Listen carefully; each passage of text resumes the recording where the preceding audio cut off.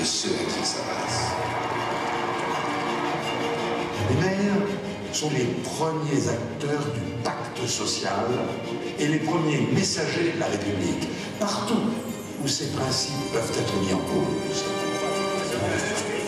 La commune est un lieu de dialogue, de débat, un lieu où se forge et s'épanouit la citoyenneté, parce que la commune est aussi la cellule de base de la démocratie, le lieu où les principes de notre République sont confrontés à l'épreuve des faits et des réalités. Et qui a donné aussi à notre capitale ce statut de ville administrée à partir de ce que le suffrage produit de mieux, ces élus communaux. C'est donc toujours un grand honneur pour moi que de vous accueillir à Paris, et c'est une tradition qui a du sens. Elle permet d'abord de rappeler ce qui nous rapproche, quelles que soient d'ailleurs nos différences, grandes et petites communes, territoires urbains et ruraux, du nord au sud, d'est en ouest, jusque bien sûr aux Outre-mer que je veux saluer très chaleureusement ici.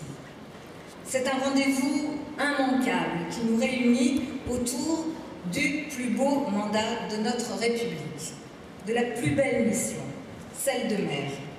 Je veux bien sûr d'abord remercier à nouveau très chaleureusement notre président très cher François Baroin pour son implication au quotidien dans cette association des maires de France qui donne toute sa force à ce lien qui nous rassemble.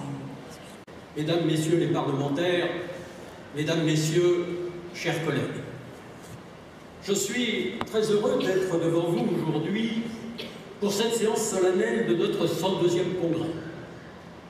Cette rencontre est désormais un rituel républicain qui marque l'année, un rituel qui démontre, pour qui en douterait, la force de la commune, la vigueur de la démocratie locale, mais aussi la place éminente et incontournable de l'Association des maires de France.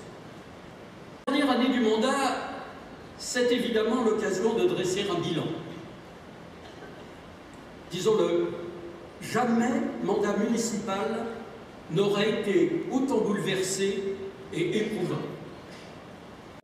Président de la République, Monsieur le Président du Sénat, Mesdames et Messieurs les ministres, Madame la maire de Paris, Mesdames et Messieurs les parlementaires, Mesdames, Messieurs les élus, Mesdames, Messieurs, chers amis, nous sourions avec le Président de la République, André Léniel, puisque pour ce dernier congrès, c'est une version soft du porte-parole de l'école du Quai d'Orsay qu'André Léniel est en général dans ses échanges avec le gouvernement et le Président de la République. Certains disent qu'ainsi flattés sur l'état civil, les références historiques nous permettent de prendre la hauteur de vue, mais c'est aussi avec la fermeté et la conviction chevillée au corps l'honneur rendu à un grand élu qui incarne parmi tant d'autres, aux côtés de plusieurs présidents de l'Association des maires de France. Je salue Daniel Lefebvre, je salue Jacques Pélissard, nos présidents d'honneur. Au fond, une certaine impertinence, mais une conviction profonde et puissante de la juste cause que nous défendons et qui est celle de la République. C'est une grande fierté pour tous les maires de France, Monsieur le Président, que vous soyez ici, et c'est un grand honneur pour nous de vous recevoir.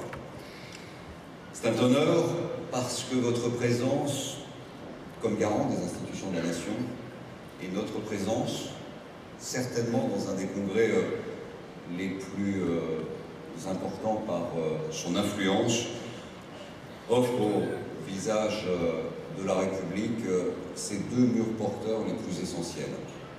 Vous, garant justement de l'équilibre de la nation, incarnant la République, et nous efforçons de la faire vivre au quotidien.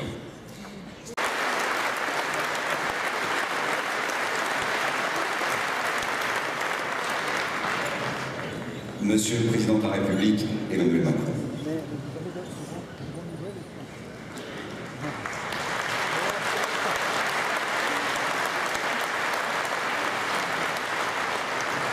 Monsieur le Président du Sénat, Mesdames, Messieurs les ministres, Monsieur le Président du Conseil économique, social et environnemental, Mesdames et Messieurs les parlementaires, Monsieur le Président de l'Association des maires de France, cher François Baroin, Mesdames et Messieurs les membres du bureau et du comité directeur, Madame la maire de Paris, chère Anne Hidalgo, Mesdames et Messieurs les présidents d'associations d'élus locaux, Mesdames et Messieurs les maires et présidents d'intercommunalités, Mesdames et Messieurs les élus, Mesdames, Messieurs, chers amis.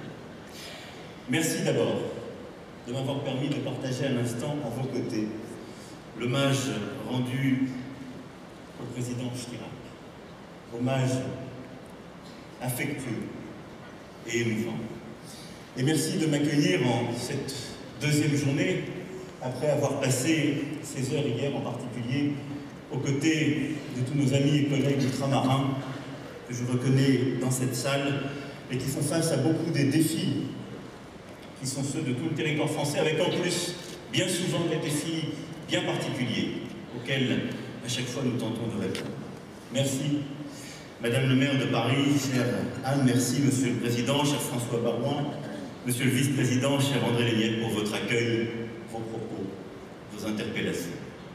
Cette telle réalisation qui aboutit, c'est votre visage à chaque fois que je vois parmi les premiers. Votre connaissance du terrain qui me nourrit, votre sens précisément du terrain qui m'apprend. Et puis vous l'avez rappelé, il y a eu le grand débat. Ces dialogues que nous avons noués dans toutes les régions de France, à Grand-Bourtroul, à Souillac, Valence, Évry, Courcouronnes, Autun, Gargilès-Dampierre, Bordeaux, Gréoux-les-Bains, Angers, Saint-Brieuc, Cozzanne, à l'Élysée et dans bien d'autres lieux. Je vous reproche la baisse, faites-le moi savoir. Et qu'ils viennent se plaindre. Et parfois, peut-être, vous aurez le droit d'embaucher les félicitations qu'ils vous livrent à vous, et pas au gouvernement. Parce que c'est ce qui va vous arriver. Et je me permettrai de dire que, contrairement à beaucoup d'autres réformes, celle-ci ne s'est pas soldée par la suppression de la taxe d'habitation pour la remplacer par un autre impôt local, ce qui fut toujours le cas jusqu'alors. Non, mais bien par la suppression d'un impôt compensé par l'État, qui descend en effet du département au bloc communal un impôt, mais qu'il compense par une part de transfert d'un impôt national.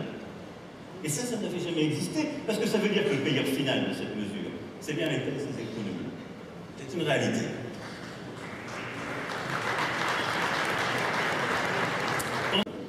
Qui est le regroupement des talents, des énergies, dans quelques villes, quelques pôles d'attractivité, et qui a parfois été aidé par la concentration autour de grandes régions, de capitales régionales, et les concentrations à Paris, ou dans ces capitales-là, de certains de nos choix. Nous arrivons donc à un moment critique, mais je ne crois pas, là aussi, qu'il y ait de fatalité, et je veux être jugé sur les actes. Les actes, c'est une augmentation de la couverture numérique du territoire inédite. 14 000 lignes de fibre optique sont tirées chaque jour ouvré, depuis janvier 2019. 4 millions par an.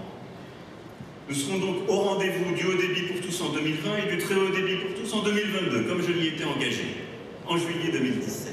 Les actes, c'est l'ouverture des 460 premiers France Service en janvier 2020. 2000 nouveaux cafés dans nos petites villes d'ici quelques mois dans le cadre de l'agenda rural. Les actes, c'est la transformation en cours des logements des centres-villes et des quartiers, le choix résolu de privilégier le commerce de proximité pour revitaliser les centres-villes. Les actes, ce sont les 42 quartiers de reconquête républicaine qui bénéficient de renforts policiers spécifiques. Les actes, c'est ce travail quotidien résolu pour faire en sorte que chaque terre de France soit une chance pour celles et ceux qui y vivent, par plus de stages proposés, par les emplois francs développés, par une nouvelle ambition donnée à l'Agence nationale pour la rénovation urbaine avec des délais raccourcis et les nouveaux engagements en termes d'investissement que j'avais pris. Bien entendu, ce que notre pays continue de vivre, le terrorisme et le sujet de la radicalisation qui aussi appelle une action conjointe. J'ai évoqué il y a quelques semaines la nécessité de bâtir une société de vigilance, c'est-à-dire la mobilisation de tous pour lutter contre ces reculs insidieux de la République qui trop souvent se transforment en drame. Vigilants en vérité, nous le sommes déjà ensemble, 150 chartes ont ainsi été signées dans l'ensemble des communes concernées par des individus suivis pour radicalisation. Et depuis un an, sous l'impulsion du ministre de l'Intérieur, comme je m'y étais engagé devant vous, les maires ont désormais droit d'en connaître. Le préfet vous informe régulièrement de l'état de la menace et peut vous transmettre des éléments nominatifs confidentiels. Là encore, comment ne pas voir que vous êtes, vous les maires, permanence au contact et donc les mieux placés aussi, bien souvent, pour percevoir les signes faibles d'une dégradation de la situation, d'un glissement, et donc être des acteurs à part entière de cette société de vigilance, c'est-à-dire une société de l'attention collective. Toutes et tous, dédiés, en impliquant plus profondément, comme nous sommes en train de le faire, l'école et les femmes. Unir et rassembler, c'est aussi par notre action collective, notre ambition. Cela signifie, en quelque sorte, recoudre cette France trop souvent déchirée. Déchirée entre la ville, les banlieues, les différents quartiers, les campagnes, avec, je le sais, un exercice du mandat de maire parfois particulièrement difficile en nombre de ces organisations. Alors, ce que nous avons collectivement à faire, c'est un nouvel aménagement de notre territoire. Je dis collectivement, parce que c'est à la fois le gouvernement, mais avec lui, les régions, les départements, les intercommunalités et les communes qui ont ce travail à faire, car toutes les compétences à assembler sont à mobiliser. Il n'y a pas de fatalité à cette décision. Je m'y étais engagé, le gouvernement a pris des mesures fortes à vos côtés qui marquent là aussi un retour. Le plan Action Cœur de Ville pour redynamiser les centres des cités moyennes, l'agenda rural porté par la concertation sur vos propositions, avec plus de 170 actions proposées par la ministre pour nos villages, l'installation de France Service dans chaque canton. J'inaugurerai le premier France Service vendredi à Amiens. Le plan de mobilisation nationale pour nos quartiers, le plan très haut débit, le développement d'infrastructures de proximité pour que ne demeure aucune zone blanche en matière de transport.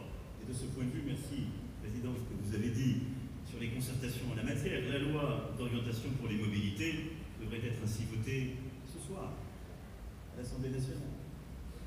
La création, sur la base d'une idée soumise par l'AMF, d'une agence nationale de la cohésion des territoires, mettant à disposition des collectivités de nouveaux moyens d'ingénierie pour accompagner les projets, pour aider aux investissements plus faciles, car ce qui bloque souvent, c'est le manque de moyens aussi bien, la difficulté de porter tel ou tel projet, d'avoir les compétences, les bonnes personnes.